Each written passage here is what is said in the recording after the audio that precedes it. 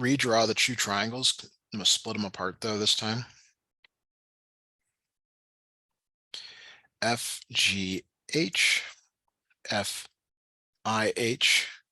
And here's what we know. We know that this angle is congruent to this angle is congruent to this angle. Do you remember, because we're trying to prove triangles are congruent, do you remember which congruence theorems you're allowed to use? Any of those from memory from class?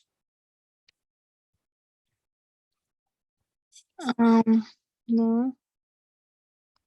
So there is side, side, side, side, angle, side, angle, side, angle, and angle, angle, side.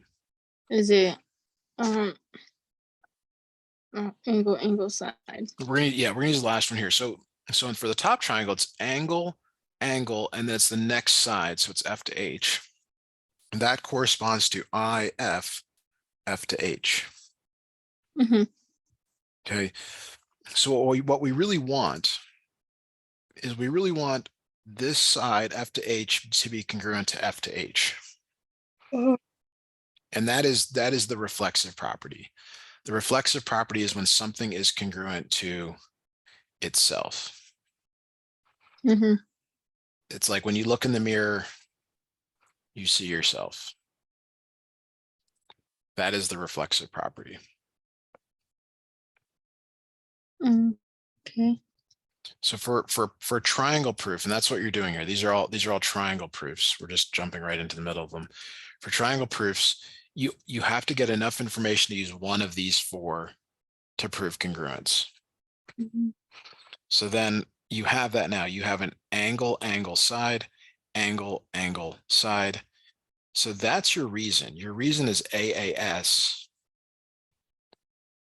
And then the prove statement, the thing that you're proving, always goes in the last statement. That's always going to be the case. Okay.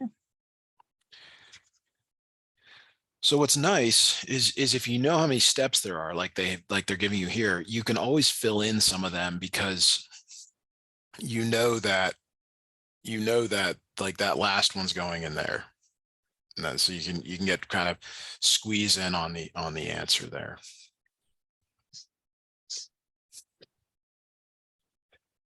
So I just need to step away for 30 seconds, but we're going to jump to 31 next. But I'll be right back. Okay.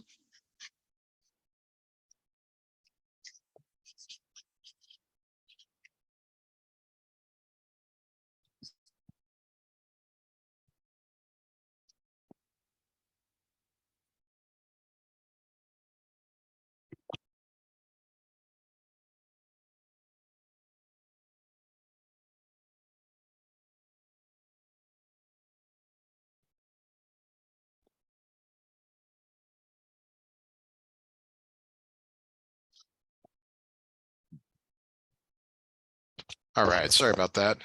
Let's move on to 31 now.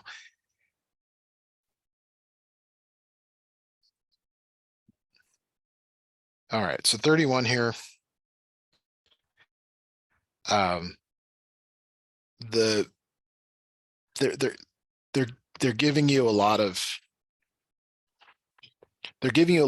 the steps here, and that's almost harder because you don't really understand these to begin with, but it kind of tells us, okay, this thing we got to give a reason for.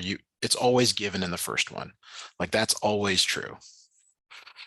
And then from the last one, we know that this is going to go in number 5. Triangle ONP is congruent to triangle PQO. We don't know why. The reason is the why, but it's like the what and the why. But we're starting to fill this in. Okay. So the other thing that I think is really important here is to draw the stuff that is given in the triangle or in the figure. So it says that angle N and angle Q are right angles. So that's good to draw those in. And then N to O is congruent to P to Q.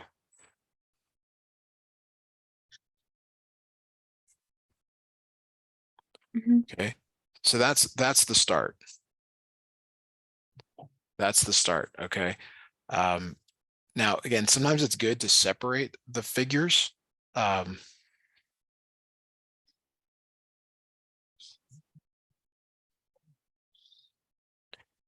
Just so you can sometimes get when there's an overlapping line, sometimes it's not as clear what's going on here.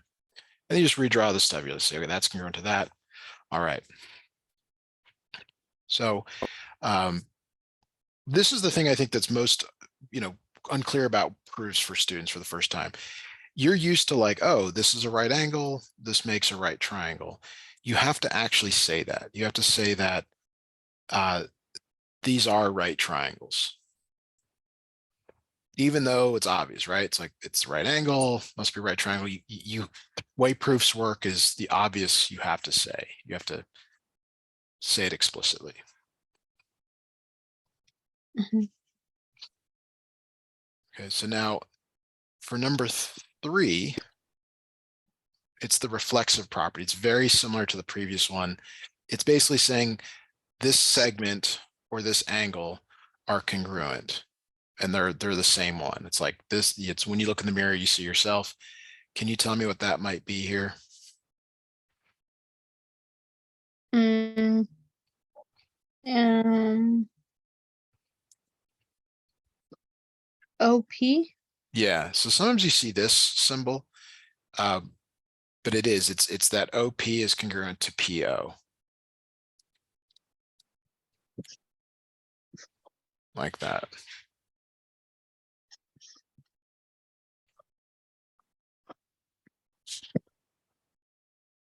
All right.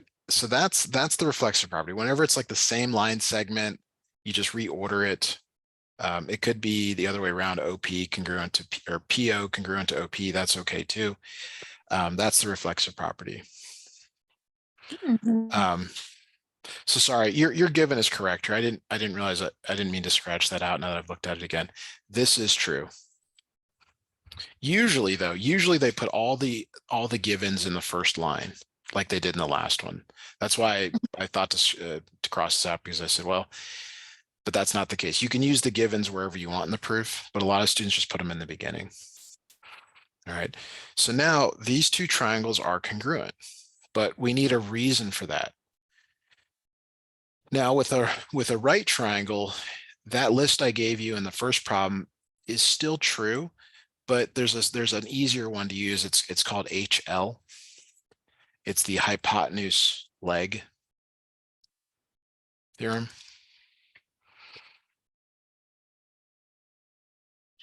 So when you have a hypotenuse and a leg congruent in a right triangle, there is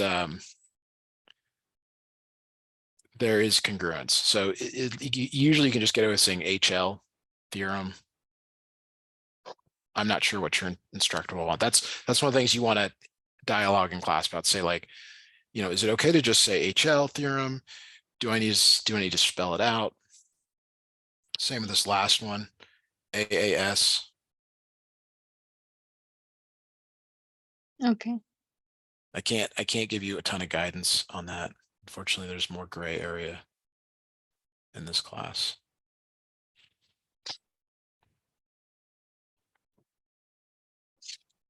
All right. I apologize again. I've just got to take 30 seconds here. I will be right back. We'll move on to the next one. Okay.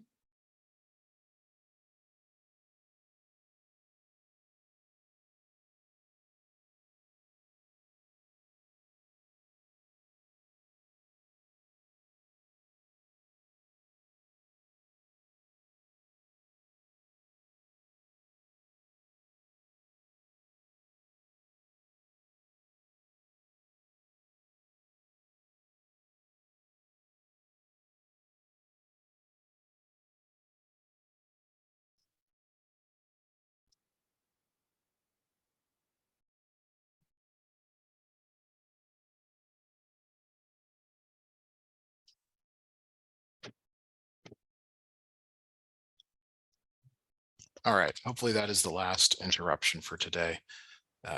32 here. Actually, get a different snip.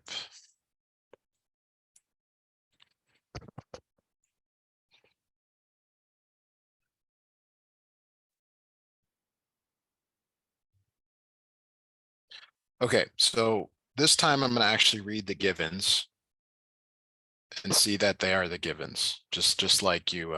So these are correct, and that's good. I mean, that feels good. Like, okay, I got, there's 1, 2, 3, 4, 5, 6, 7, 8.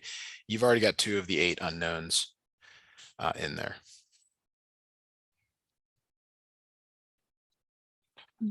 So just like the previous ones, it's probably a good idea to label the thing that they're giving you. So ST parallel to RU, SR parallel to TU.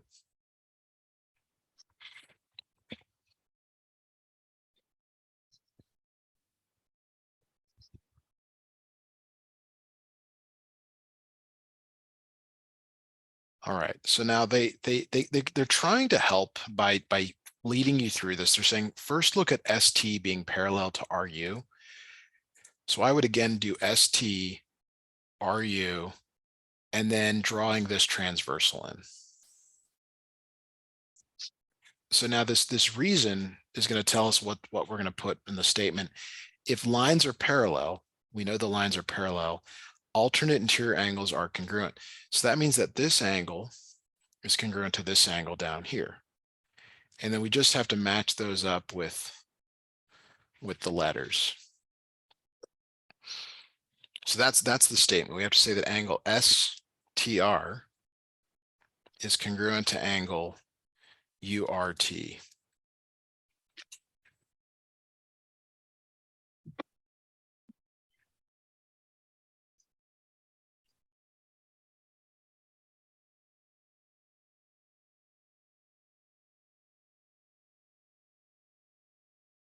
Okay.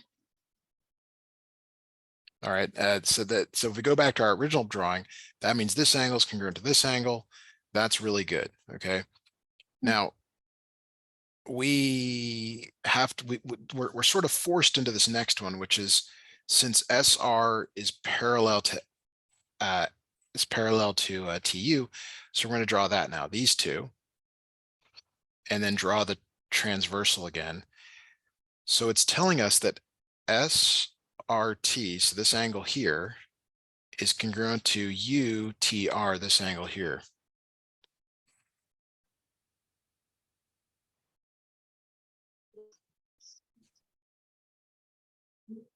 Mhm. So this is good. This is good. And it's the same reason as the previous one. Like if one worked for one, it's going to work for the other. If lines parallel, alternate, interior angles are congruent.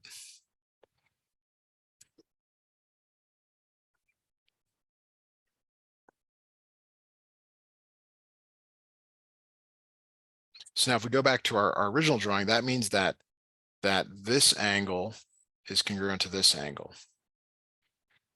What does it I'm sorry. say? I'm sorry. That's wrong. Sorry, go ahead. What does it say in number 4? It's the same as this up here. Okay.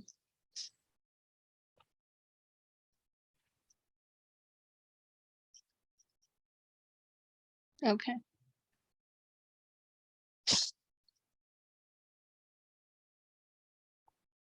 If lines parallel, alternate interior angles are congruent.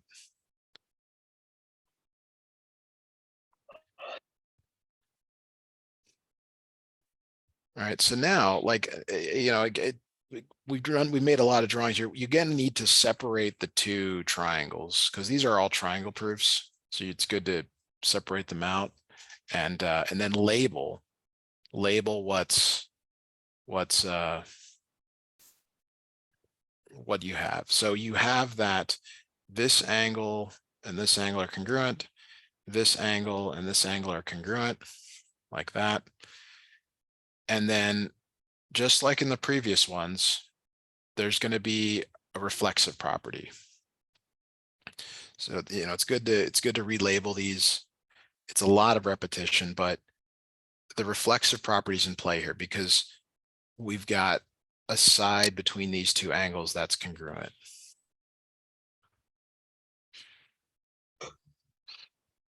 So that would be RT congruent to TR by the reflexive property.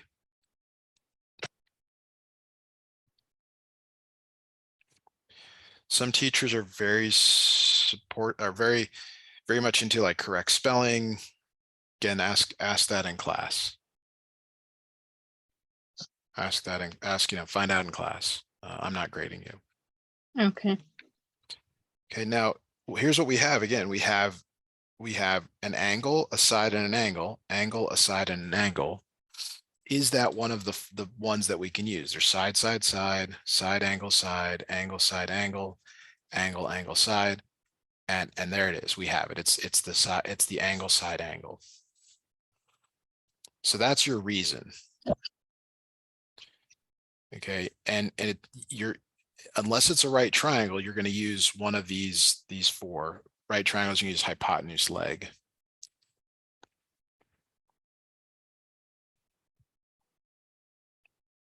Okay. So what goes in 6? We've kind of mentioned that in a few other problems here. What goes on the left side here of 6? The proof. The proof part, yeah. Triangle SRT congruent to triangle UTR.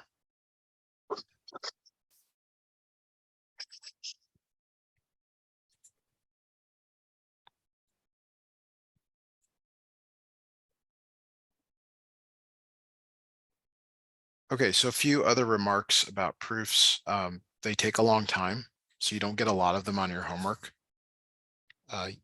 You also don't get, you can't like practice them in such a way where on the test you get like a repeated one. They will not give you this proof again most of the time. They'll give you one that's kind of the same, but not this one. It's not like when we solve like Pythagorean theorem problems, I could say, well, this always works, just always do this. It's not like that at all. It's okay to leave some of the spots blank if you're not sure. Most students really struggle with this. They get frustrated, and I understand, rightly so. It's weird, it's different. You know, why am I doing this? Things like that. Mm-hmm. Okay, so we can move to the if-then statements and counterexamples.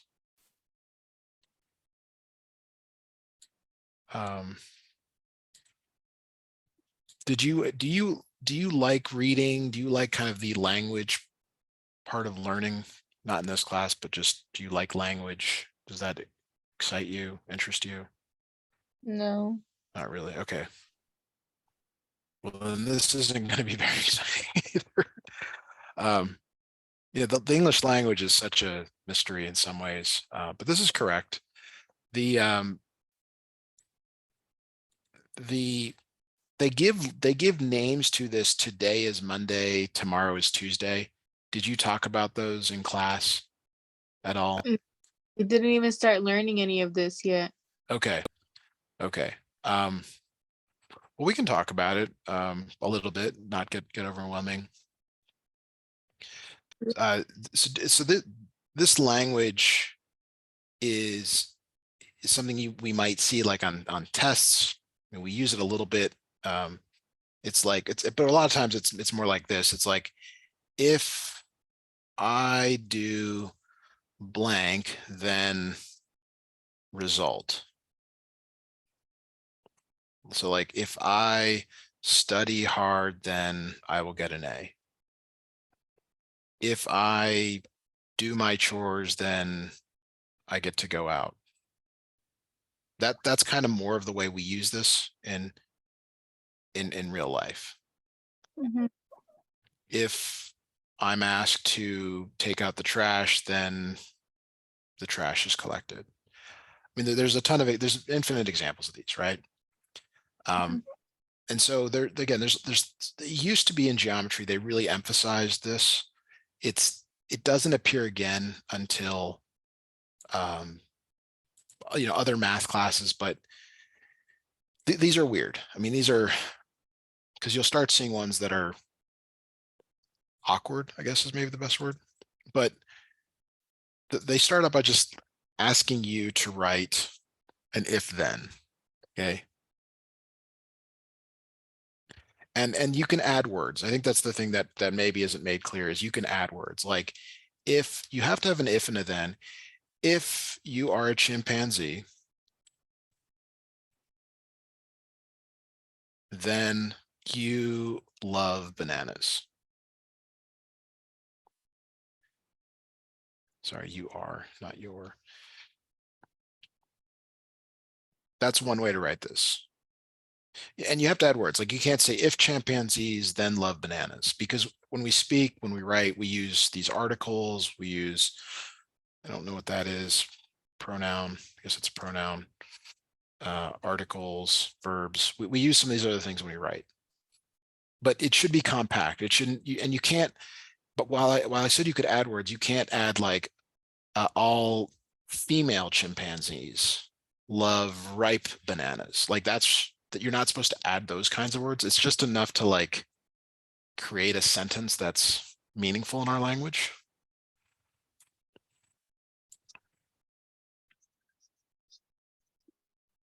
So I personally don't like I prefer ones that are kind of more meaningful to us. Like something like if it's cloudy, then it will rain. I mean, have you ever, and maybe there's an exception here in Arizona a little bit, but have you ever seen rain without clouds? Mm-hmm. You have. Yeah. And it's like there's always going to be a counterexample or something to these things, but you're looking for generalities. Like most places in the country, they don't get rain unless there's clouds. Mm-hmm. So it's like you go to kind of the masses on these things.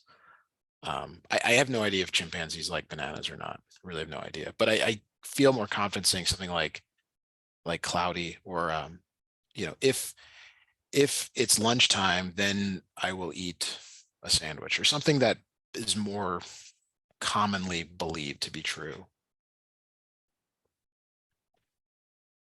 Mm-hmm. So what your instructor is doing here with number 4 is they're saying, well, just so you know, student, this is going to also apply to stuff we're doing in this class. Okay.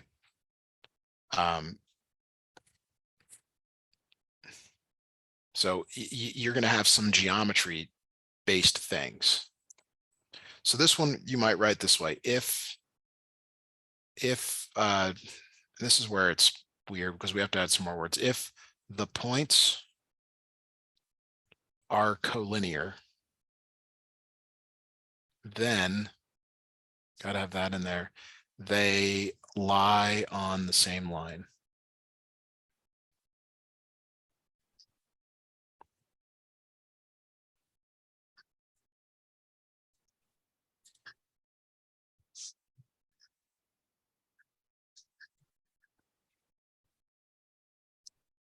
Mm-hmm. And if you don't like my language, because this is more Matthew's language, if Jasmine's language is different, like you're welcome to change this. Like there's no like it has to be this way. Yeah. It's just that this is the nature of these things. So they you can rearrange the words. You can't switch it though. You can't like put the if the points are on the same line, then they are collinear. That's different than this. And that's an English language thing. Mm-hmm. All right. Enough said on that. Let's go to number 5. So here's what's going to be frustrating. While the answer you provided to 5 is correct, when they say a counterexample, they actually want a specific animal.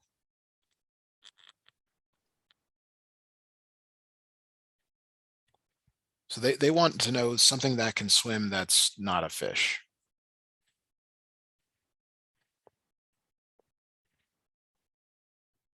Can you think of something that can swim that's not a fish? Dogs. Dog. Yeah. So your statement is true. Don't know if it would be accepted or not. I know that when they ask for counterexample, they usually want something that and it would be like, it would be almost what you've written here. Counterexample, a dog is an animal that can swim, but is not a fish.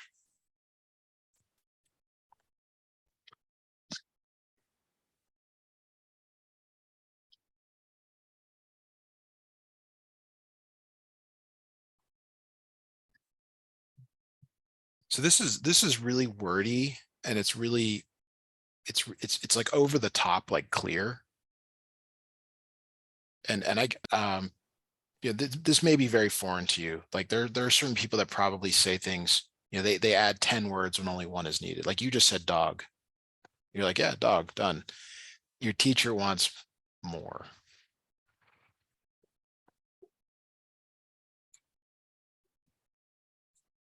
Mm,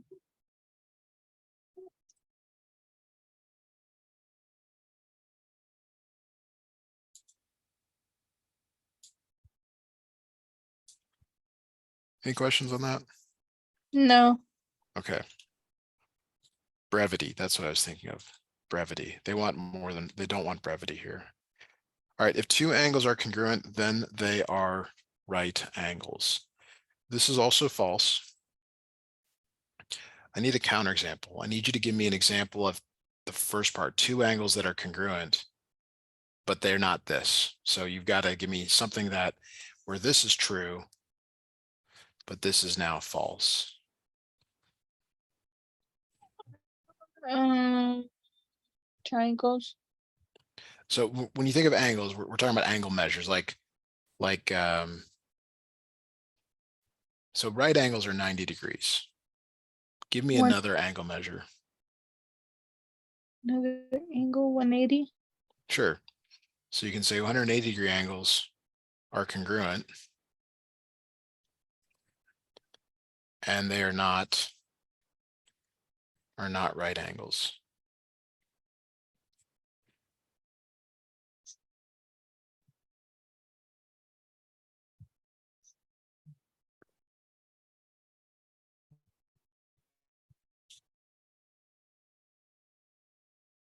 Okay.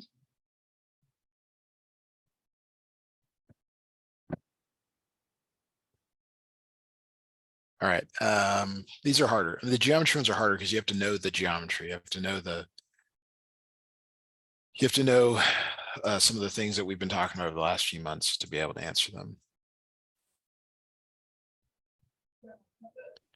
All right. For the following problems, rewrite the statement in if-then form, if needed.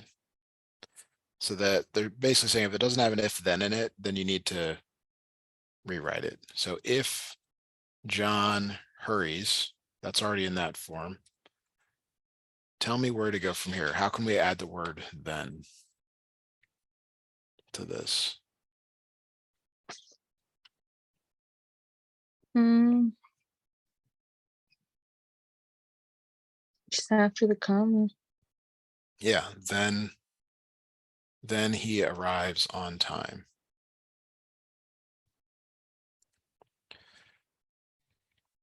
Okay. Now the next part I think is a lot harder, is to decide, not to decide whether true or false, but to find a counterexample. So can you give me a counterexample to this, or give me a scenario where this is not true? Mm,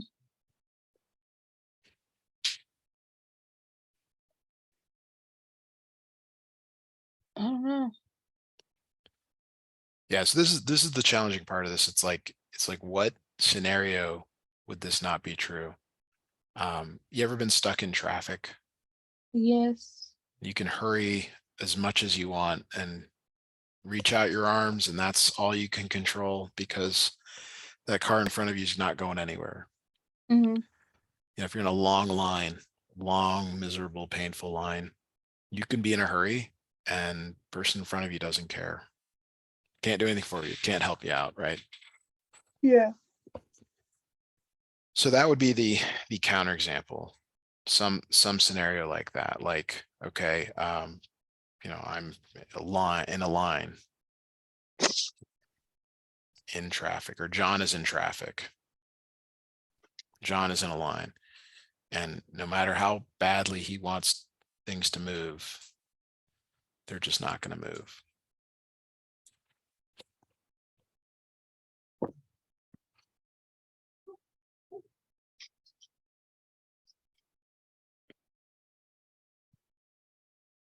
Okay. So let's do number 9 next. I think they're easier if we do the non-geometry ones first. Maybe save the geometry ones for in class. So we got to turn this into an if then. This one's written backwards. You're going to want to ask your instructor if that's like that was the intent.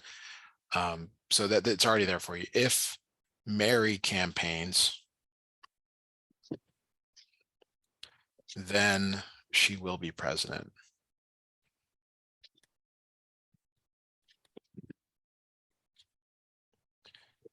Again, this is false. What is the counterexample to this?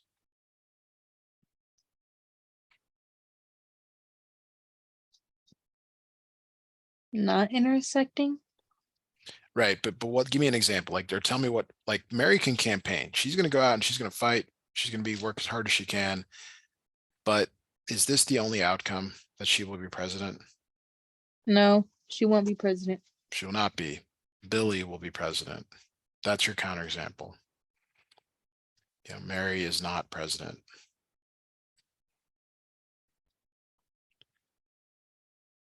In a race, there are more losers than winners, meaning only one person finishes first. Most of the time, there are more people that are not going to win.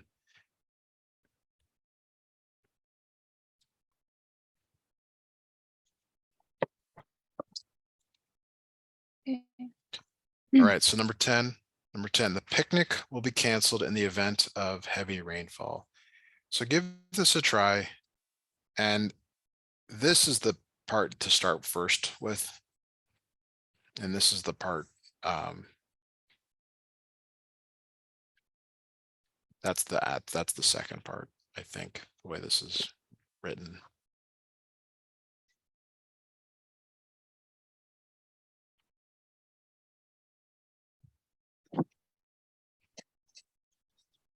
So give me an if then for this, please.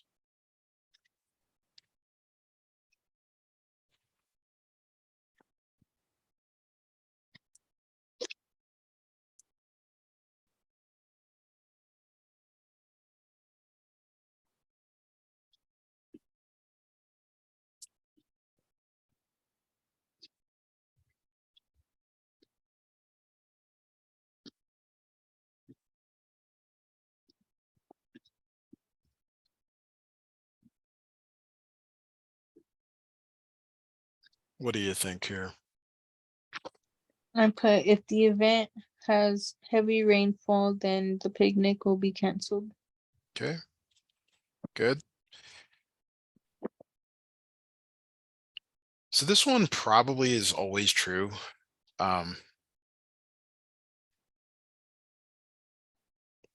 Because you would think that the picnic would be outside. If you're outside, there's rain. You can always make things false though. Like, what if they had a tent that the picnic was held in? Then you don't care if it's raining, or a covered patio. I don't know. I see, this is where I don't know how your teacher wants you to answer this. Maybe they just want you to think about these things, but you should ask. You should say, well, like, how literal should we take these things? Like, um, there's people that stand in the rain in Tucson, right? They just can't get enough of it. So they don't want it canceled. Probably this is true because you wouldn't think to have an outdoor event if there's rain, but nevertheless, I don't know. All right, so the number 8 here, we'll look at.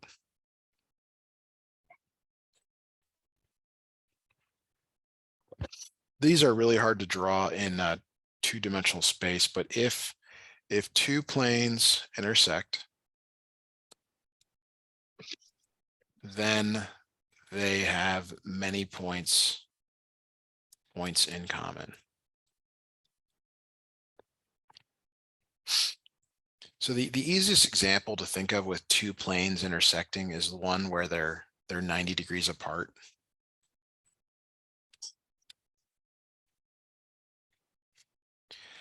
And they actually intersect in a line.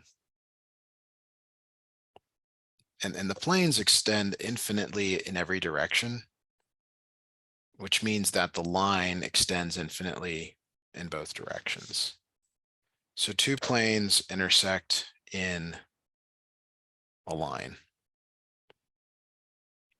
And that does have many points. So I would tend to think that this is true.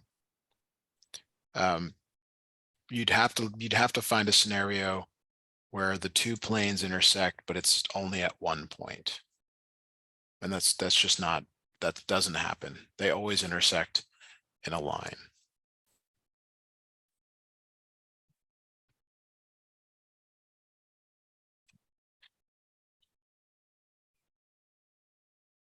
Hmm. So you could take two sheets of paper. If you cut one of them and slide one piece of paper into the other, you'll see that they always intersect in a line.